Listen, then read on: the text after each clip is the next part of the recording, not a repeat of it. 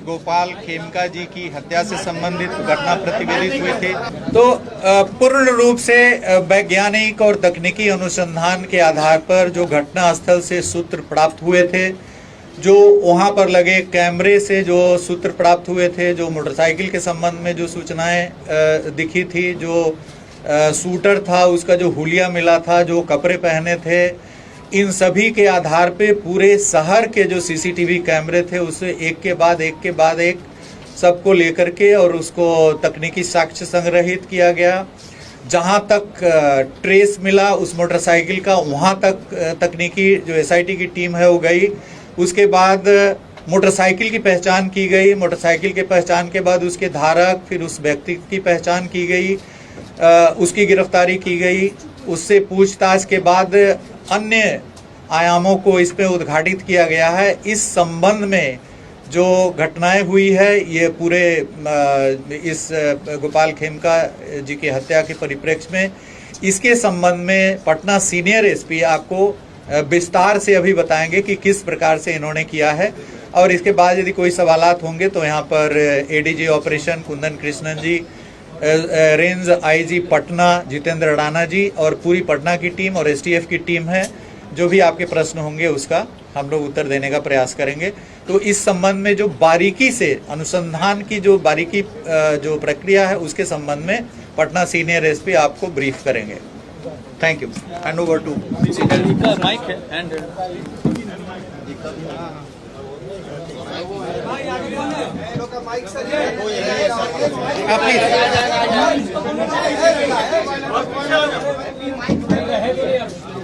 इसमें जब हम लोग अनुसंधान शुरू किए इसमें, तो जब अनुसंधान शुरू किया गया तो जहाँ पे घटना हुई थी उसके बाद सीसीटीवी का अवलोकन किया गया और वैज्ञानिक अनुसंधान प्रारंभ करते हुए जहाँ पे रिट्रीट हुआ था उस डायरेक्शन में आगे बढ़ा गया। इसी क्रम में बढ़ते बढ़ते हम लोग जहाँ पे जो अभियुक्त था वो जो भागा था उस घर तक पहुँचे। वहाँ पे जब छानबीन की गई तो एक मोटरसाइकिल हम लोगों को मिली। मोटरसाइकिल के नंबर से टैंपरिंग करने की कोशिश की गई थी। जब उस मोटरसाइकिल के पास वाले घर की सर्च की गई तो उस घर से जो अभियुक्त जो कपड़ा पहने हुए थे वो बरामद हुआ, जो जूता बरामद हुआ, मास्क बरामद हुआ। उस घर में जो व्यक्ति थे उनको लाया गया पूछताछ करने के लिए। उनका नाम उमेश यादव। जब उनसे गहन पूछताछ की गई, इसके बारे में गहराई से पूछताछ की गई तो उनके द्वारा इस घटना की संलिप्तता स्वीकार की गई। साथ ही में उनके द्वारा बताया गया कि इस घटना में जो उनके द्वारा इस्तेमाल किया गया हथियार था वो घर में छिपा के रखे हैं। ये जब उनको बताया गया उसमें उनके घर के ऊपर वाले फ्लोर में, जो उनके भाई का फ्लोर है, घर है, उसमें ये बंद कमरे में रखे हुए थे। उस जगह की जब छानबीन की गई तो इनके घर से 59 राउंड गोलियां बरामद हुई। उसमें 56 राउंड 7.6 का था और 3 गोली 9mm का था। उसके अलावा जब घटना में जो इस्तेमाल हथियार था उसके साथ 2 मैगजीन मिला जिसमें 14 राउंड गोलियां थी।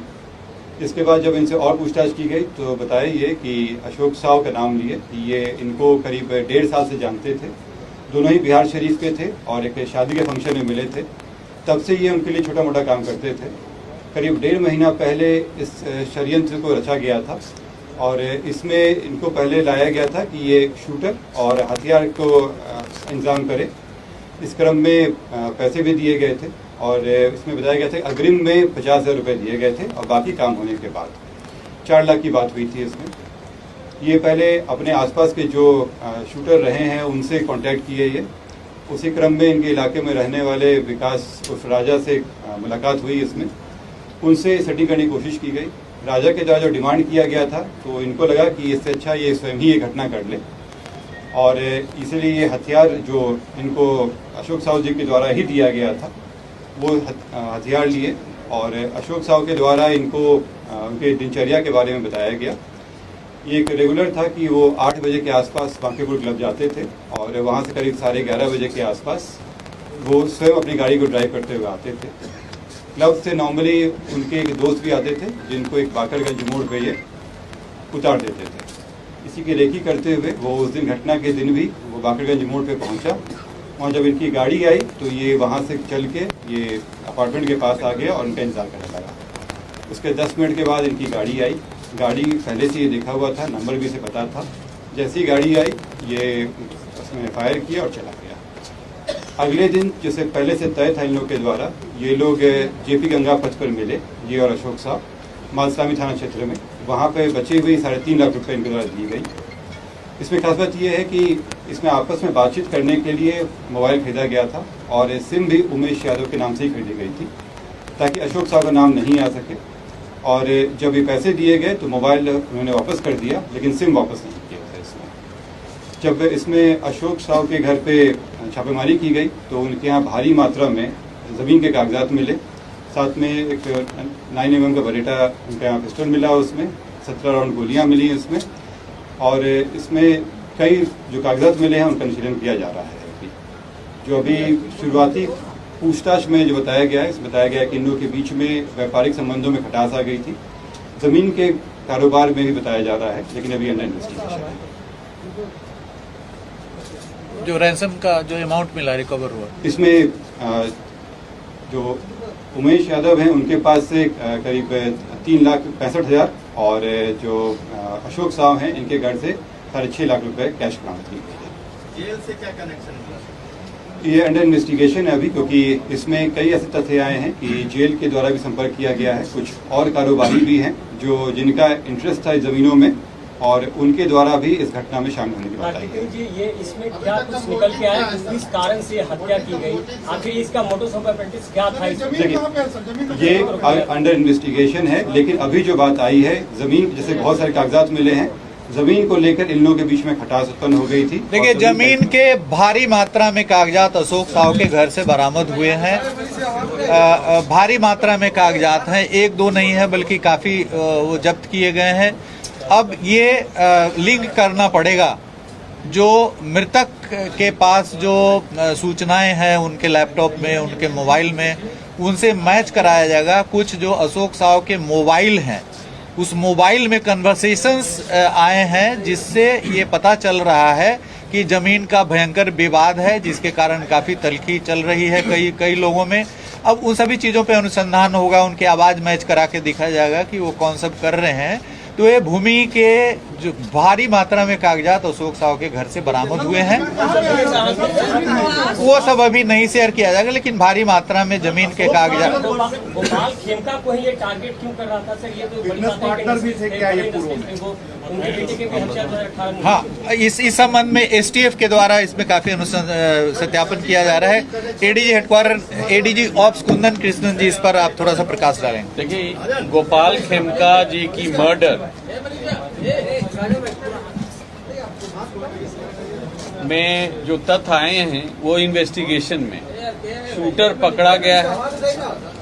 हम लोग के पास पुख्ता सबूत है कि यही शूटर है।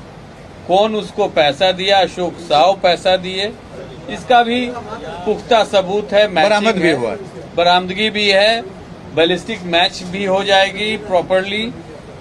अब जो अब कारण कई हो सकते हैं, इसमें समय लगेगा, काफी रिकॉर्ड्स जांच करनी पड़ेगी, काफी कॉल रिकॉर्ड्स भी देखना पड़ेगा। जैसे उदाहरण स्वरूप अशोक साहब के मोबाइल से इस तरफ की वाकया थी।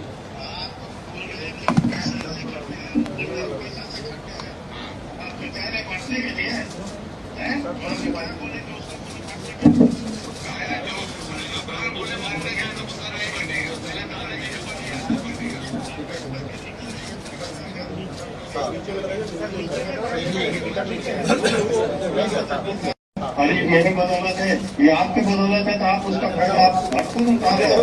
इसका बदौलत है, आप ही बोले कि मेरी बदौलत है, ये बदौलत हम उठा रहे हैं, बेनिफिट हम उठा रहे हैं, हम उठा रहे हैं। आप जो बोलते हैं उन्होंने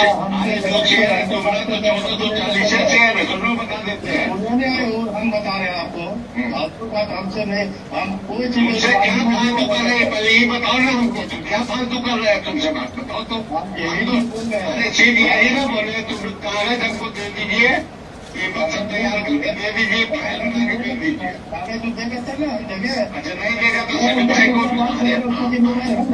अरे भैया नहीं देगा तो ये तो है ना बोलना है, जवाब देने जैसे मिट्टू नहीं देना है। क्या चीज क्या बोले आप? आनंदपुर के संजय को 1.5 करोड़ देंगे, किसको बोले गए भाई? कौन बेटी झूठ बोलता है? मां से झूठ भी हम बोले गए? बताओ तो, किसको बोले गए कि हम 1.5 करोड़ रुपए देंगे? कौन बोला है तुमको? कौन बोला है? के सामने में हम। अरे तुम अभी बोलो ना, अभी बहुत से बात करा देते हैं। कॉन्फ्रेंस तो इस तरह तो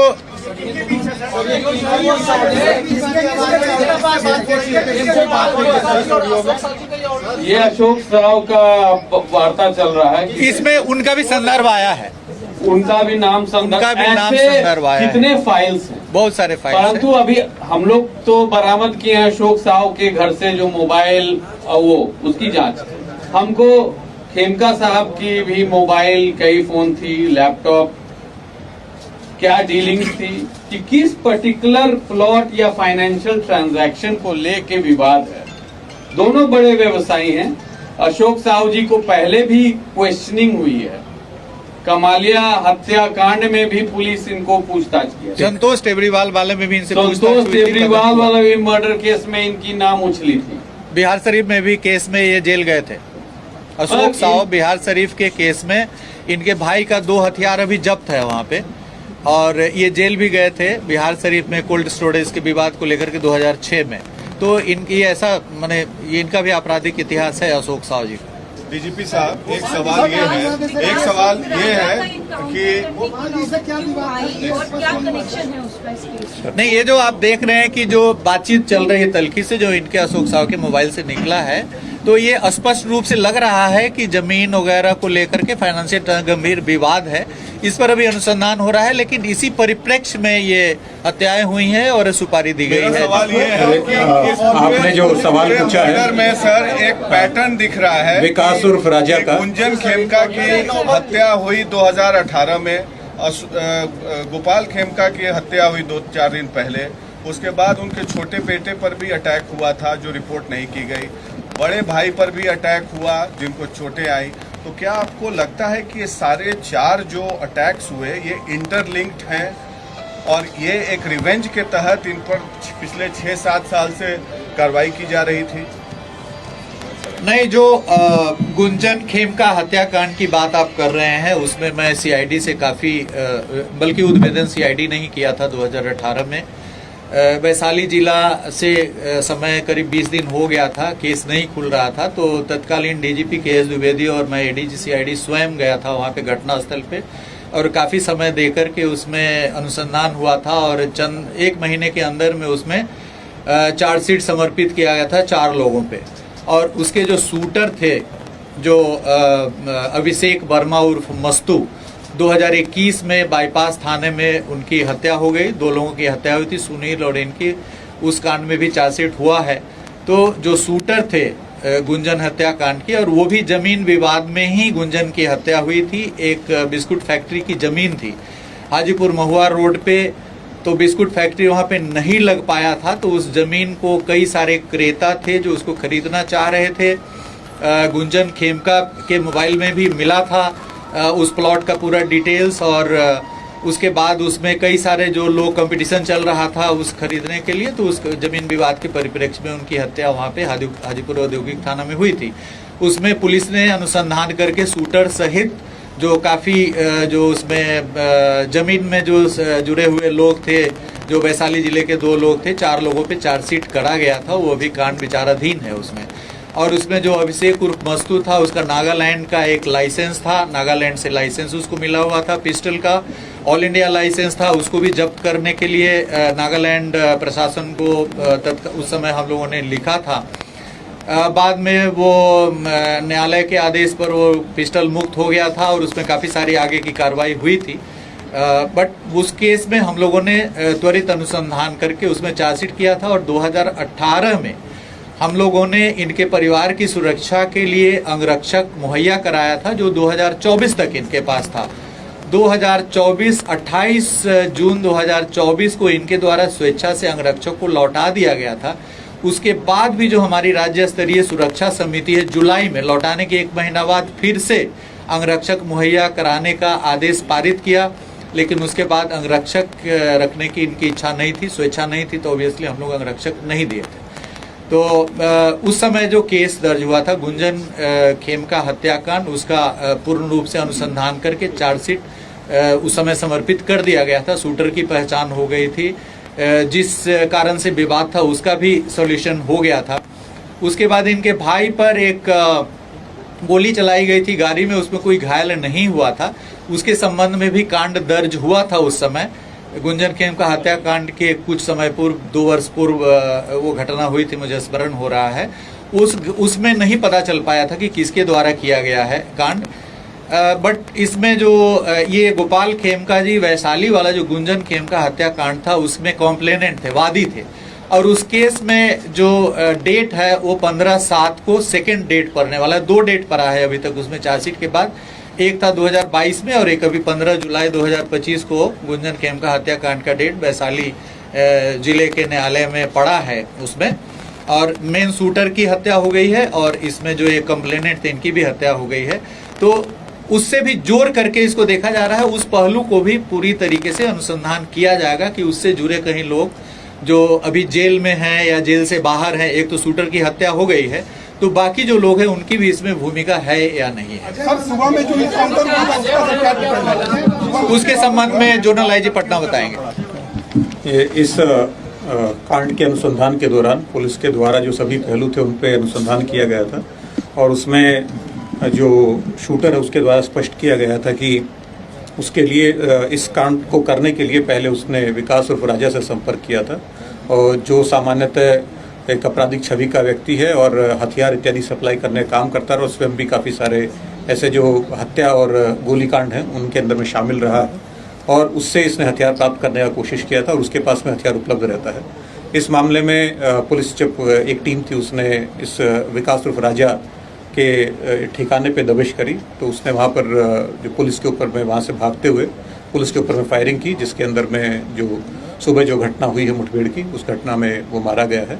और इसके साथ ही क्योंकि इस प्रकार के जो तत्व हैं जो हथियार उपलब्ध कराते हैं और अराजकता फैलाते हैं, तो पुलिस का स्पष्ट उनको संदेश देना चाहते हैं कि उनके साथ में कड़ाई से जो पुलिस उनके विरुद्ध में कड़ी से कड़ी कार्रवाई करेगी और जो भी इस प्रकार के जो आपराधिक तत्व हैं जो इस प्रकार की आपराधिक घटनाओं में शामिल होना चाहते हैं, उनके लिए भी एक संदेश है कि जो पुलिस अपने किसी भी मामले में पीछे नहीं हटेगी। जहां पर भी पुलिस पर में हमला किया जाएगा तो पुलिस जो है विधि सम्मत अपनी कार्रवाई करेगी।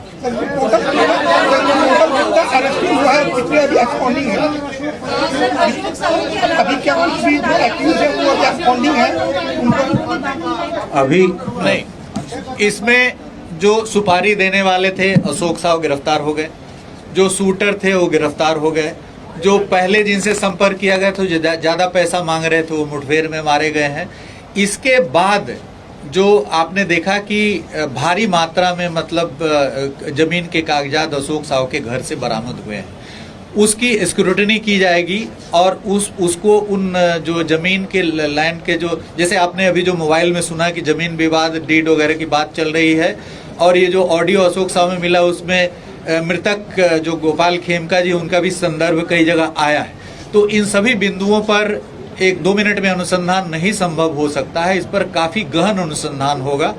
और जो इनके पास से जो मोबाइल मिला है और जो भी सूचनाएं मिली है वो काफी विस्तार व्यापक अनुसंधान की इस पर आवश्यकता है। तो इमीडिएटली अभी ये नहीं कहा जा सकता है कि इसमें और कितने एक्यूज आएंगे क्या आएंगे, लेकिन इतना तय है कि जिसने सुपारी दिया और जिसने शूट किया ये दोनों लोग हमारी गिरफ्त में हैं।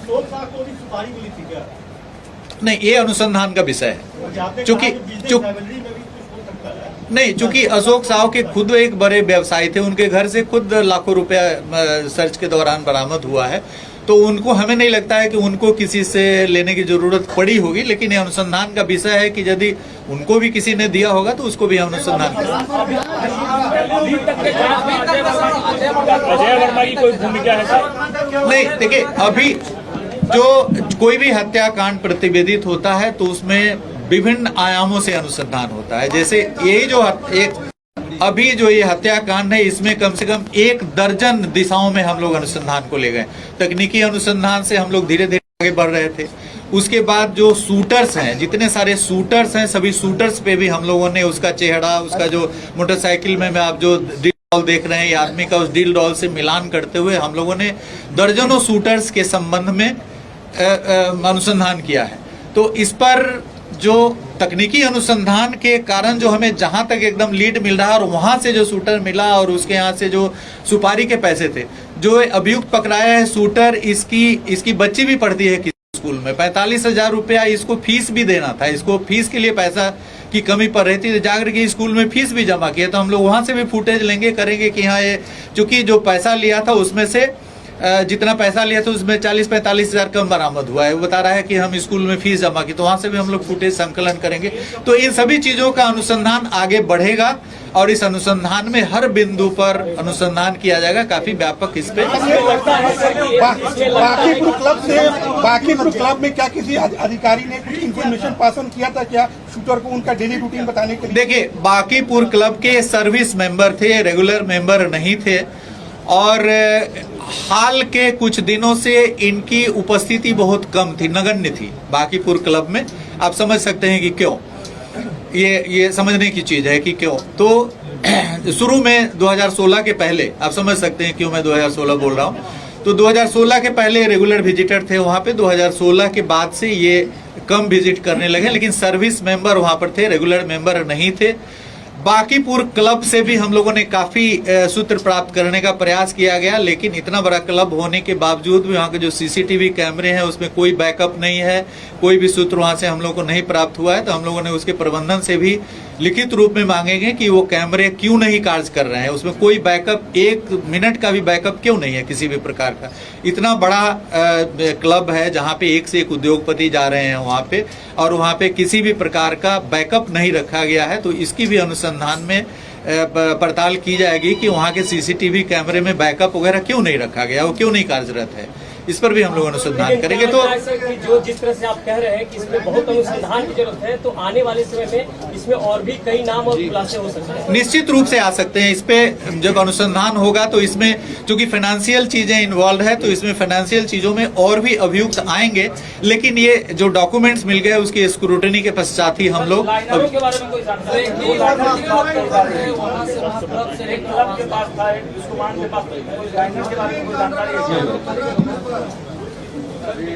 जैसा कि अनुसंधान में आया था, जो अशोक साहू के द्वारा इनकी जो दिनचर्या थी खिमका जी की, ये इनको बताई गई थी, और एक डेली का रूटीन था इनका 8 बजे के आसपास क्लब जाना, और 11 साढ़े 11 में निकलते थे, अपने दोस्त को बाकरगंज मोड़ पे छोड़ते थे और वहाँ से घर आते थे। और घर जब आते थे तो ये खुद ही ड्राइव करके आते थे, ये रोज का था। ये जो व्यक्ति है उमेश के द्वारा रेकी की गई थी, इनकी दिनचर्या देखी गई थी, और घटना के दिन भी ये पहले फॉलो किए हैं उनको कि कहाँ पे गए हैं, बाकरगंज मोड़ पे आए हैं, तब ये बढ़ के अपने अपार्टमेंट के पास जाके वेट किए हैं। ये रेकी उनके द्वारा किया गया अकेले, ये अकेले ही सारे काम किए।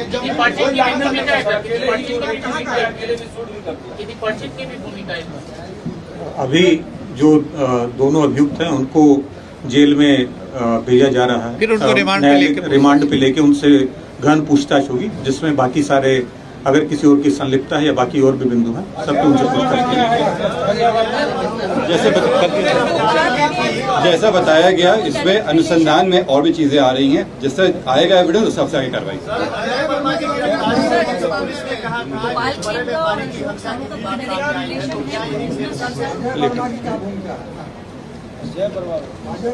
मैंने आपको बताया जिसका बात कह रहे हैं, इसमें गहन अनुसंधान चल रहा है, इसमें कई सारे लिंक हैं। जब पुख्ता सबूत आएगा उस अफसर पर कार्रवाई भी होगी। जैसे पहले बताया गया 2 गिरफ्तारी है इसमें, और एक व्यक्ति जो इसमें पहले से इन्वॉल्व थे उनका एनकाउंटर। देखिए, एनकाउंटर के संबंध में बहुत स्पेसिफिक गाइडलाइंस दिए हुए हैं, उन सारे गाइडलाइंस का फॉलो किया जा रहा है। इसमें जांच का गठन किया गया है। खास बात यह है कि जो इस केस में अनुसंधान करेंगे वो उस थाना क्षेत्र के नहीं होंगे, और जो लोग इन्वॉल्व थे उनसे वरीय पदाधिकारी होंगे। सारी चीजें एसओपी के तहत हो रही है, इसमें कहीं भी किसी तरह की इसमें जब फायरिंग हुई थी तो पुलिसकर्मी पागल बच्चे हैं, उनको हल्के चोटें आई हैं। राजा के ऊपर करीब 9 आपराधिक इतिहास है, इसमें से 4 मर्डर का केस है और बाकी डकैती और आर्म्स एक्ट का केस है। इनके आर्म्स सप्लाई करते हैं 9 केस, 9 मैंने पूरी बताया, 2 की अरेस्टिंग है उसमें और 1 की मृत्यु हुई है। पहला क्लू कहां से मिला था पुलिस को? पहला क्लू कहां से मिला था? देखिए, जब हम लोग इन्वेस्टिगेशन करते हैं तो बहुत सारी चीज़ों पे काम किया जाता है, उसमें बहुत सारी चीज़ों का समेकित रूप से चीज़ें आती हैं, कोई एक क्लू से नहीं होता है, सब चीज़ों को मिला के दिखाया जाता है। उमेश के बारे में कहा जा रहा था कि MLC से उसका संपर्क, MLC से संपर्क की बात सामने आ रही थी। उमेश राय जिसकी गिरफ्तारी हुई है, क्या है ये? देखिए, इसमें राजनीतिक रूप भी हो सकता है इसमें, लेकिन जो हम लोग को एविडेंस मिलेगा और जो आगे पूछताछ की जाएगी उस हिसाब से आगे कार्रवाई होगी। सर, ये केस में आयोग कौन है? देखिए, जेल से जो कनेक्शन की बात आ रही है इसमें, ये अनुसंधान का विषय है और इस पर हम लोग काम कर रहे हैं। अगर आएगा तो आगे कार्रवाई की। तो आप लोगों को बहुत बहुत धन्यवाद, थैंक यू सो मच। और आगे जो भी अनुसंधान होगा उसमें हम लोग समय समय पर आपको ब्रीफ करते रहेंगे। 5 लोगों को देखिए, पूर्णिया में जो एक रामदेव उरांव हैं, रामदेव उरांव वहाँ पर ओझा का काम करते थे और उसी टोले में, जो टोला है उसमें एक बच्चे की मौत कुछ दिन पहले हो गई थी, दूसरा बच्चा बीमार था। तो रात के दौरान करीब 11 बजे के लगभग वह परिवार इनके यहाँ गया और बताया कि इसको ठीक करो, नहीं तो तुम्हारा खैरियत नहीं है। और उसके बाद वो पूरे गांव, जो उस मोहल्ले के जितने टोले के जितने सारे लोग थे, वो सब वहाँ पे ओझा के यहाँ वो गए और वो बताया कि इसको ठीक करो, नहीं तो ये ठीक नहीं होगा। उसके बाद उसके साथ काफ़ी मारपीट किया गया, जो एक तरह से उनको कहिए कि वो एक डॉक्टर का काम कर रहे थे, उनको विश्वास भी होता है कि वो ठीक कर देगा, लेकिन पहला भी ठीक नहीं हुआ, मर गया, और दूसरा भी बीमार पड़ गया। तो काफ़ी उद्वेलित होकर के, आक्रोशित होकर के इन लोगों ने काफ़ी मारपीट किया। मारपीट करने के बाद उन लोगों ने, और वहाँ पर वो कई टोले हैं, वहाँ पे छोटे छोटे टोले हैं, और चूंकि पूरा मोहल्ला ही उसमें इन्वॉल्व था, पूरे मोहल्ले के एक एक आदमी उसमें इन्वॉल्व था।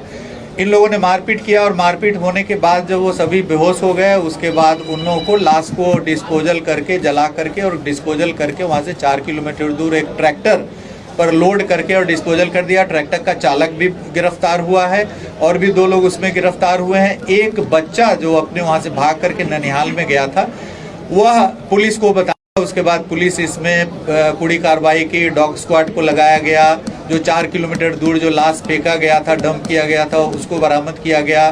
उसमें ग्रुप ऑफ डॉक्टर से पोस्टमार्टम कराया गया है। पोस्टमार्टम में आया है कि जो भी मृतक हैं उनको जिंदा नहीं जलाया गया है, बल्कि जिंदा जलाने के बाद उनको जो श्वास नली होता है उसमें काफ़ी सारे धुआं और पार्टिकल्स चले जाते हैं, तो इसका संकेत नहीं मिल रहा है। ऐसा संकेत मिल रहा है पोस्टमार्टम से कि इन लोगों को मारपीट करके वहाँ पे इनकी काफ़ी इंजरीज भी आया है बदन पे सभी के, मारपीट करके, और उसके बाद इनको लाश को डिस्पोजल कर दिया गया। तो ये ओझा गुनी के परिप्रेक्ष्य में एक बच्चे की मौत हो गई थी, दूसरा बीमार था। इसी के कारण उस गांव के सभी लोग मिल करके, और उनका यह मानना था कि ये इनके कार्य जानबूझ करके ठीक नहीं करना चाह रहे हैं, जिसके कारण एक के बाद एक उसके बच्चे की मृत्यु भी हो गई और बीमार भी पड़ गया। इसी परिप्रेक्ष्य में हुई है। इसमें पूरी तरीके से वैज्ञानिक अनुसंधान किया गया है पुलिस के द्वारा। किसी भी प्रकार की कोई सूचना वहाँ से तुरंत नहीं प्राप्त हुई। वहाँ का चौकीदार जो पहले था उसकी मृत्यु हो गई थी, उसकी जगह पे कोई भी चौकीदार वहाँ पे कार्यरत नहीं था। वहाँ का मुखिया से भी पूछताछ किया गया है, पंचायती राज के जितने सदस्य सभी से पूछताछ किया गया है। मुखिया जी का भी घर वहाँ से कई किलोमीटर दूर पे है, छोटे छोटे टोले हैं वहाँ पे। मुखिया जी ने कहा कि हमको भी जानकारी नहीं पता हुई। तो पुलिस को जैसे ही उस बच्चे के द्वारा जानकारी दी गई जो भाग करके अपने ननिहाल में चला गया था, उसके बयान पर ये पूरी कार्रवाई इसमें हुई है। और इसमें जो भी प्राथमिकी के अभियुक्त हैं, जो ट्रैक्टर का गिरफ्तारी हो गई है, जो घर के जो सदस्य हैं उसकी भी 2 की गिरफ्तारी हुई है, और इसमें पुलिस कार्रवाई कर रही है। और इसमें आदेश दिया गया है जिला प्रशासन को, पुलिस प्रशासन को, कि वहाँ पर एक अभियान चलाया जाए, अवेयरनेस चलाया जाए, और स्वास्थ्य विभाग की ओर से भी वहाँ पे अवेयरनेस चलाने की ज़रूरत है कि इस प्रकार की जो मान्यता है उन इलाके में, तो उस पर अवेयरनेस कैंपेन चलाया जाए कि भाई इस तरह की बात, कोई भी आदमी झाड़ फूक करके कोई बीमारी ठीक नहीं हो सकती है, उनको हॉस्पिटल में ले जाया जाए। हॉस्पिटल की अच्छी सुविधा पूर्णिया में उपलब्ध है, धमदाहा में भी हॉस्पिटल है, और पूर्णिया में अच्छे अच्छे हॉस्पिटल्स इधर आए हैं। तो उनको अवेयरनेस, चेतना जागृत करने की उन इलाकों में ज़रूरत है कि कोई डायन बिसाही या ओझा गुनी किसी भी गंभीर बीमारी को ठीक नहीं कर सकता। आप हॉस्पिटल में आए, हॉस्पिटल में विश्वास रखें। तो इसमें काफी कुछ करने की जरूरत है, इंटर डिपार्टमेंटल एक्शन की वहाँ जरूरत है, अवेयरनेस फैलाने की जरूरत है। सर कल राहुल गांधी का प्रदर्शन है पटना में, किस तरह की तैयारी है सर? पूरी तैयारी है, प्रशासन की तैयारी है और प्रशासन का पूरा मजिस्ट्रेट और पुलिस पदाधिकारी की प्रतिनियुक्ति रहेगी और अच्छे ढंग से जो कल वाली जो कार्यक्रम है उसको चुनाव आयोग तक जाने दिया जाएगा, परमिशन मिला है क्या? नहीं, अभी हम लोग इस पे नहीं बता सकते, वो हम लोग स्ट्रेटेजी बनाएंगे, वो आपको। सर एक आखिरी सवाल है कि जिस व्यक्ति का आज एनकाउंटर हुआ, क्या उनका अरेस्ट हुआ था या नहीं? जब इस हत्याकांड का जांच चल रही थी उस समय हत्याकांड के जांच में कई अपराधियों पर नजर रखी जा रही थी, कई अपराधियों से पूछताछ चल रही थी। ये घटना को 2 दिन से पहले भी कई अपराधियों को हथियार के साथ पकड़ाए थे, वो उनको जेल भेजा गया था। उसी क्रम में और लोग भी हैं जो पकड़ाए हैं, उसको जिनको जेल भेजा गया है। इसमें हम लोग उनसे पूछताछ कर रहे थे। इसी क्रम में जब उमेश के बारे बताया गया इसमें कि इन्होंने इस शूटर से कॉन्टैक्ट किया था और हथियार की सप्लाई के लिए बात की गई थी, तब इनसे और काफी स्पेसिफिक सवाल पूछे गए। इसका इनके द्वारा बताया गया कि ये अपने हथियार को ईंट भट्टी के पास रखे हुए हैं, जहां से रिकवर करने के लिए इनको ले जाया गया। वहां पे ये भागने की कोशिश की है फायरिंग करते हुए। उस फायरिंग के क्रम में पुलिस बार बची है और जब जवाबी कार्रवाई की गई है तो इनको गोली लगी। तुरंत इनको अस्पताल ले जाया गया। अस्पताल पहले गुरु गोविंद सिंह हॉस्पिटल ले जाया गया, वहां से रेफर करके NMCH ले जाया गया। वहां इनका इलाज चला, लेकिन इलाज के क्रम में ये मृत्यु प्राप्त हुई। सर ईंट भट्टा के पास क्या ऑलरेडी हथियार छिपा के रखा हुआ था? ये बताए वहाँ पे ईंट भट्टे के पास छिपा के रखे हुए थे और वहीं से ये हथियार रिकवर किए थे। पहले ले गई थी पुलिस को रिकवर करने के लिए, लेकिन वो इसका इस्तेमाल भागने के लिए किया। सर उमेश की क्या हिस्ट्री है? उमेश की हिस्ट्री में निकलवा रहे हैं इसमें। उनके यहाँ जिस तरह से गोली, इसके इनके द्वारा बताया गया कि ये अपने हथियार को ईंट भट्टी के पास रखे हुए हैं, जहाँ से रिकवर करने के लिए इनको ले जाया गया। वहाँ पे ये भागने की कोशिश की है फायरिंग करते हुए। उस फायरिंग के क्रम में पुलिस बार बची है और जब जवाबी कार्रवाई की गई है तो इनको गोली लगी। तुरंत इनको अस्पताल ले जाया गया। अस्पताल पहले गुरु गोविंद सिंह हॉस्पिटल ले जाया गया, वहां से रेफर करके NMCH ले जाया गया। वहां इनका इलाज चला, लेकिन इलाज के क्रम में ये मृत्यु प्राप्त हुई। सर ईंट भट्टा के पास क्या ऑलरेडी हथियार छिपा के रखा हुआ था? ये बताए वहाँ पे ईंट भट्टे के पास छिपा के रखे हुए थे और वहीं से हथियार रिकवर किए थे। पहले ले गई थी पुलिस को रिकवर करने के लिए, लेकिन वो इसका इस्तेमाल भागने के लिए किया। सर उमेश की क्या हिस्ट्री है? उमेश की हिस्ट्री में निकलवा रहे हैं इसमें। उनके यहाँ जिस तरह से गोलियां और हथियार बरामद हुए हैं और जिस तरह का सोफिस्टिकेशन चाहिए होता है इस तरह में, इससे स्पष्ट है कि ये पहले भी हथियार का इस्तेमाल कर चुके हैं। ये चीजों हम लोग निकलवा रहे हैं कि पूर्व में भी इनका क्या आपराधिक गतिविधि है। उमेश यादव किस जिले के रहने वाले हैं? वो पटना के मालसामी क्षेत्र के रहने वाले हैं। ओरिजिनली ये बिहार से। सर गोपाल खेमका हत्याकांड मामले में जो पुलिस पूरी बता रही है, क्या उनके परिवार वाले गोपाल खेमका के परिजन संतुष्ट है इस कार्रवाई से? देखिए, पुलिस का अनुसंधान है इसमें, जैसे बताया भी गया कि इसमें कई और तथ्य आने वाले हैं। हम लोगों को जो खेमका जी हैं उनके लैपटॉप और मोबाइल फोन की हम लोगों को इसमें आवश्यकता है, उसमें उनसे हम लोग मंगवा रहे हैं। चलिए, बहुत बहुत धन्यवाद। और इसमें पूरा वैज्ञानिक अनुसंधान हुआ, एक एक चीज डॉक्यूमेंटेड है इसमें कोई